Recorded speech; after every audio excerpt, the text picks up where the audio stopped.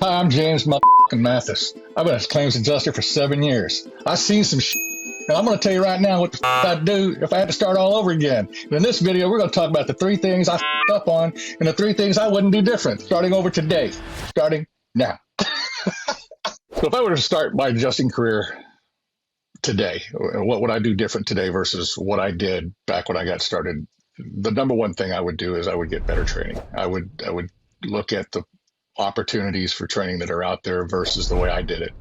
When I got started, I researched like crazy, found everything I could find, got on the internet like everybody else does, and I found some people talking about adjusting and finding out as much as I could that way. What I thought all I needed was just to buy a training course to pass my license exam that also happened to include some Xactimate training on it, and I thought that's all I needed. And the reality was, when I got my first claims and was lucky enough to get it, different than a lot of people, I didn't cut my teeth in a cat situation. I cut my teeth because somebody needed help in a remote area where they didn't have an adjuster, and I volunteered to go. So when I got there, I didn't have a help room. I didn't have people around me. So when I received my first claims, it was a shock. Yes, I'd seen videos. I'd seen Matt's videos where he talked about the claims process and setting up your claim and how you move that claim through the process. What I hadn't seen to that point was how to actually write an estimate. And I think that was a shock for me. I went out, I scoped 5 claims a day for 3 or 4 days in a row, and I was so far behind because I didn't know how to close the claim, or I didn't know how to write the claim and get it turned in, and everything was rejected.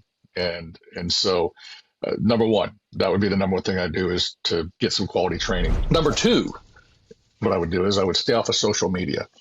What I learned very quickly about adjuster groups on Reddit or Facebook or anywhere else is that there's a lot of guys in there that are protecting their turf. They don't want new people around because they feel threatened. And what I found out, though, is a lot of these people feel threatened because guess what?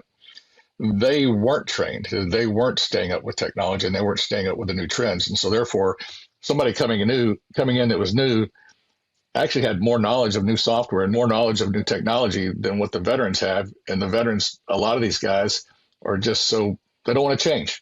They're just stuck. And new people are a threat. It's a threat to them and the volume of work that they get. It's a threat to them because they're being forced to change. So I would stay off of that because the negativity is thick. And if you've ever jumped into those groups and asked a question, you'll see. So I would definitely stay out of social media. And the third thing that I would do different is that I would make sure that I was on more than one roster. I would make sure that I was on multiple rosters. It's very easy that whenever one company is sending you regular work, and that is work that you're working at a good pace and you feel is adequate for you, it's easy to get complacent and saying that things are working good. They're sending me regular work, but next thing you know, they have a downturn. They're slow. They lose the account that you're working on, and you have nothing to fall back on.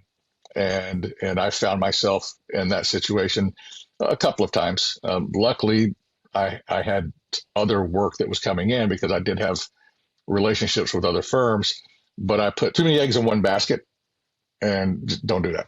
That's bad. You'll find yourself looking out the window going, what am I going to do today? If you just work for one firm. The main thing I wouldn't do different is the relationship building, going to conferences, meeting people, making friends with people, networking like crazy, making friends with my managers, getting to know them more on just hey, the guy that's calling me on the phone telling me that I need to update something. Spend some time to getting to know them, just like you should spend time at the end of your claim or at the beginning of your claim talking to the insured. Spend a little human time with them. That is the number one thing that I think has helped me in my career. And to stay busy. And people are nomadic. They go from one place to another. They leave one company and they go to another company, and they take their friends with them. They're going to say, hey, I got a guy in this area. I can call him. Or, hey, if I really need somebody to run out in the middle of, Pucker Brush, West Texas, I know James Matthysse has an RV and he'll head out there. It's happened. The other thing that I wouldn't change is not just making friends with the people at IA firms, but making friends with other adjusters. If you're the kind of person that, is just very introverted and you don't like making friends, you got to find a way to get out of that. Making friends with people, you'll find somebody out there somewhere that you can become friends with. Okay. Because so many times I've received phone calls to deploy somewhere, And what do they ask me? They ask me, hey, James, do you know somebody else? Do you know anybody else that we can call?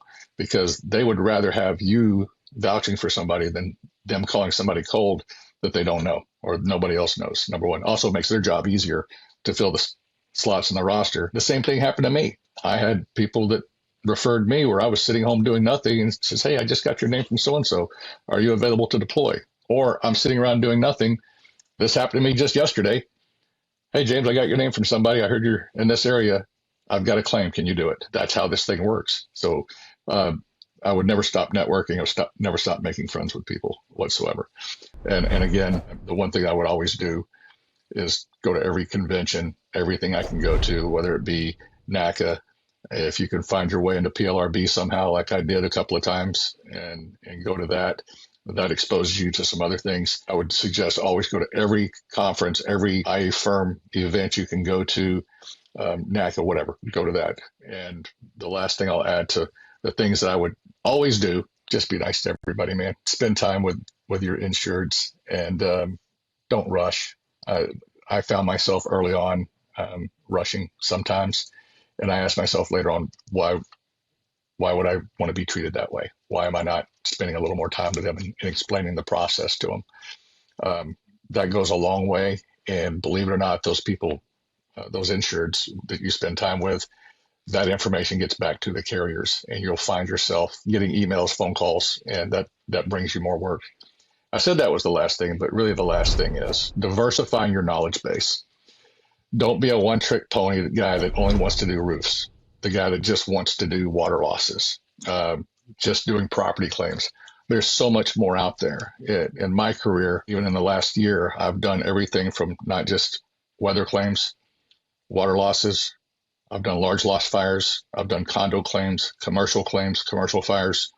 I've done liability claims where I've gone out and gathered all the information, did site inspections, tried to find causes of loss and contributing factors to the liability decisions or mitigate those liability decisions.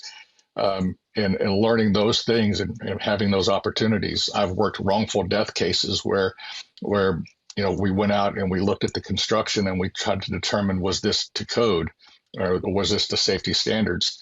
And we had to write a report and make that defensible. Those were these opportunities will bring you when you just continue to expand your knowledge base and continue to train even after you're in the business. Don't stop expanding your knowledge, because it's the difference between sitting at home and continuing to work as this industry changes. If you want to see how an adjuster sets up his high-end adjuster truck, check out the video right here. And as always, thanks so much for watching and have a great store.